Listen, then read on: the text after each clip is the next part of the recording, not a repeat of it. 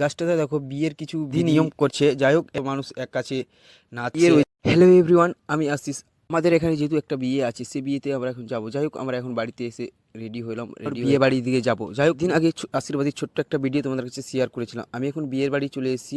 আমি এখন বাড়ি থেকে বেরিয়ে, এটা যেহেতু আমাদের পাড়ার মধ্যে ছিল, তার জন্য আমি এখন রাস্তার মধ্যে এসেছি। আর রাস্তার মধ্যে এটা আমার ভাতিজা, আর ভাতিজার লুকটা যে সময়টা আমি বেরিয়েছিলাম, বেরিয়ে দেখতে পেলাম আমার ভাতিজার সাথে দেখা হলো। যাই হোক এখানে দেখো কত মানুষ এক কাছে।